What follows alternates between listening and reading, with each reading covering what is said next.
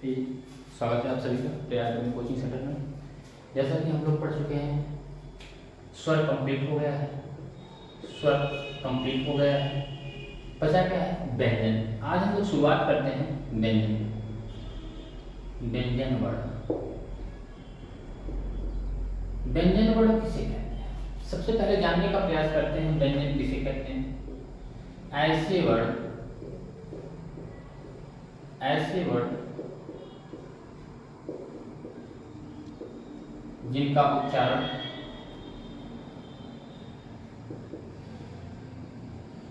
स्वरों की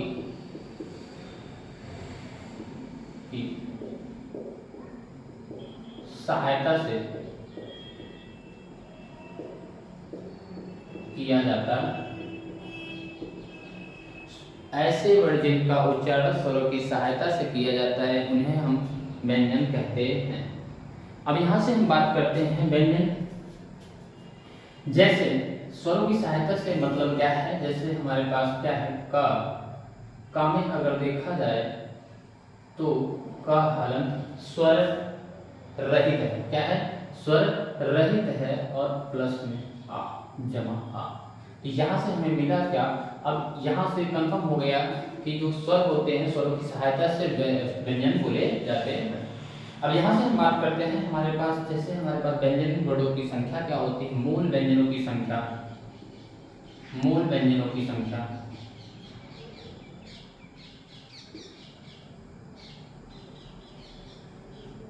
मूल व्यंजनों की संख्या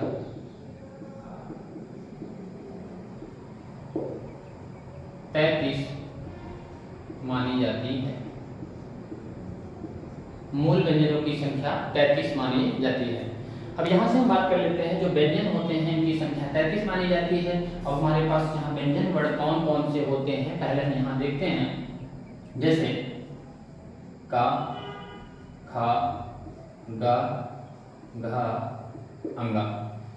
अगला है चा, छा, जा, झा, इया, टा, ठा, डा, ढा, अड़, ता, था, दा, धा और मा। पा, फा, बा, भा, मा, या, रा, ला, वा। सीटी वाला सा, पेट फार सा, सादा सा और हा। फिर अगला है छ, त्र, ज्ञा और स्र। यहाँ से हमारे पास ये है, हमारे पास व्यंजन है, यही पे व्यंजन वर्ण है। लेकिन एक विशिष्ट वर्ण होता है हमारे पास, यहाँ पे एक होता है डा और ढा, और दूसरा होता है नया, जो मान्यता मिली है इसको 53वें वर्ण को, जो हमारे पास ये होता है विशिष्ट व्यंजन। विशिष्ट व्यंजन ये हमारे पास, इसे हम क्या कहते हैं? उच्छिष्ट या द्विगुण व्यंजन। उच्छिष्ट या द्विगुण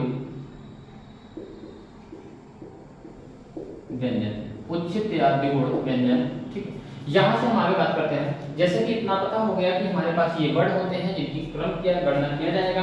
यहां से हमारे पास ये होता है का वर्ग से लेकर, का वर्ग से लेकर पा वर्ग तक, का वर्ग से लेकर पा वर्ग तक जो हमारे पास वर्ण होते हैं इन्हें हम क्या कहते हैं?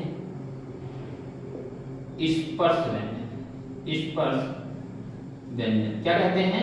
स्पर्श व्यंजन। दूसरा हमारे पास ये वाले जो होते हैं या, रा, ला, वा, या, रा, ला, वा, इसे हम कहते हैं अंतस्थ, अंतस्थ व्यंजन। अंतस्थ व्यंजन ये हमारे पास जो होते हैं इन्हें हम क्या कहते हैं? उसमें व्यंजन। उसमें व्यंजन मतलब कहने का अर्थ उसमें इसलिए कहा जाता है क्योंकि जब हम इनका उच्चारण करते हैं तो ऐसे वर्णों का उच्चारण करते समय हमारे मुख से गर्म हवा निकलती है, हमारे मुख से गर्म हवा निकलती है, इसलिए हम क्या कह देते हैं? उसमें व्यंजन। क्या कहते हैं? उसमें व्यंजन। अब हमारे पास यहाँ पे क्या है? संयुक्त व्यंजन। क्या है? संयुक्त व्यंजन। संयुक्त व्यंजन किसे कहते हैं? जो दो या दो से अधिक वर्णों से मिलकर बना होता है उसी को हम क्या कहते हैं? संयुक्त व्यंजन। जो दो या दो से अधिक वर्णों से मिलकर बना होता है उसे हम क्या कहते हैं? संयुक्त व्यंजन। संयुक्त व्यंजन में हमारे पास यहाँ से आते हैं, जैसा कि संयुक्त में पहले देखा जाए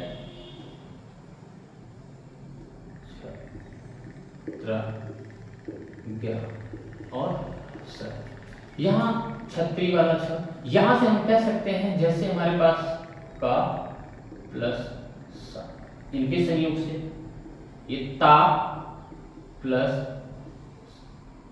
रा, ये जा प्लस या, और यहाँ सिक्की वाला सा प्लस रा। ऐसे ऐसे वर्डों से ये संयुक्त होकर बना है, इसीलिए क्या कहते हैं? संयुक्त अक्षर। ऐसे वर्ड को हम संयुक्त अक्षर कहते हैं जो दो या दो से अधिक वर्डों से मिलकर बने होते हैं, उन्हें हम क्या कहते हैं? संयुक्त वर्ड। संयुक्त वर्ड ये संयुक्त व्यंजन। ठीक है, यहाँ पे इनकी संख्या मानी जाती है कितनी? इनकी संख्या 25। हम कह सकते हैं स्पर्श व्यंजन 25, अंतस्थ व्यंजन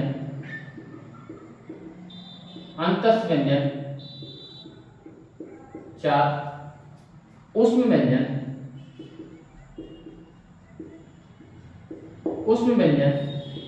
4। तो ये हमारे पास मूल व्यंजन है 25, 4, 29, 4, 33। व्यंजनों की संख्या कितनी मानी जाती है? मूल व्यंजन, मूल व्यंजन, ये क्या है? मूल व्यंजन। मूल व्यंजन की संख्या 33 मानी जाती है। अगला हमारे पास है, यहां से ये ऊष्म व्यंजन माने जाते हैं, ये संयुक्त व्यंजन। ऊष्म व्यंजन 33, 4, 37, 4, 41। व्यंजनों की संख्या, मूल व्यंजनों की संख्या 33, और कुल व्यंजनों की संख्या अगर बोला जाए तो यहाँ से हमारे पास वो छोड़कर 41। कितने? 41। ठीक, यहाँ से हम बात कर लेते हैं आगे व्यंजन का उच्चारण के आधार पर व्यंजनों का वर्गीकरण। व्यंजन का वर्गीकरण, व्यंजन वर्णों का वर्ग।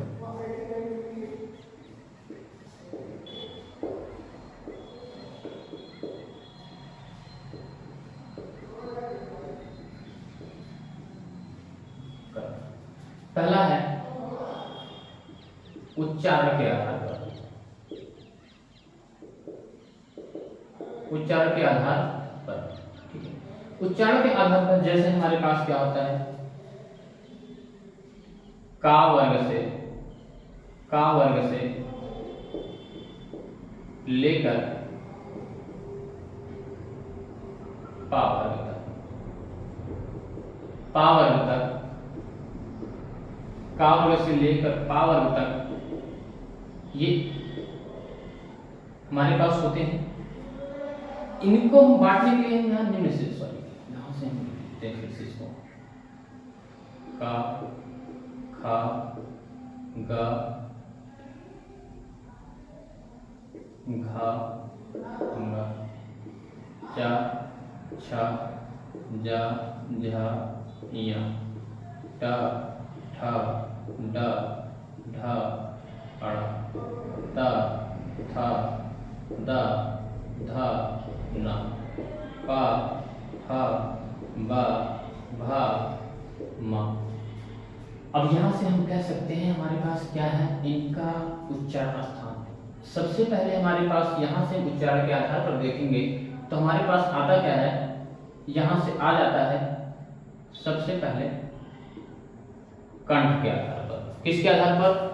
कंठ के आधार पर। ऐसे वर्ड जब हम उच्चारण करते हैं तो जिनका उच्चारण कंठ के द्वारा होता है उसे हम कहते हैं कंठ वर्ड, कंठ व्यंजन।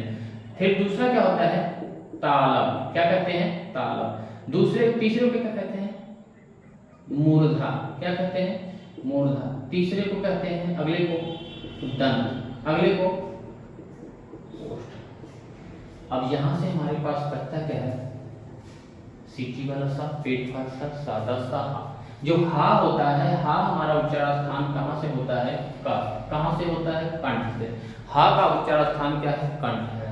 अब कंठ को उसको नीचे से लगाते गए और हमारे पास सीटी वाला सा प्लस में सीटी वाला सा, पेट फाड़ सा प्लस में सादा सा। ठीक है, इसी क्रम में हम लगा दिए। हमारे पास क्या होते हैं जो कंठ से, हा का उच्चारण स्थान कंठ से है, सिटी वाले सा का तालव्य से, मूर्धा का पेट फाड़ सा का मूर्धा से, और हमारे पास दंत सादा सा का दंत से होता है। ऐसे वर्णों का उच्चारण होता है जो उच्चारण के आधार पर वर्गीकृत किया गया